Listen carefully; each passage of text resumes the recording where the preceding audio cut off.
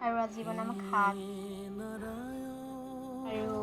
কৈছিলোঁ মই মানে কহৰ পৰা এনেকৈ কৰিম বুলি আৰু আজি খৰ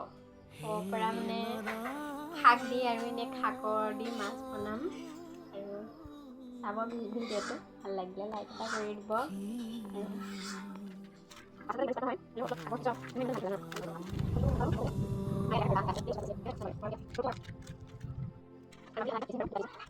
মাছ ফ্ৰাই কৰি থোৱা আছিলে মানে দিনতে আনিছিলে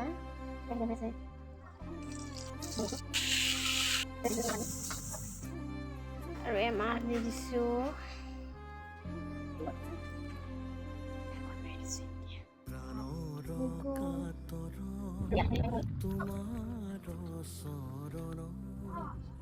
যাতনা যি যত আমাৰ জীৱন অকালৰ আঘাতে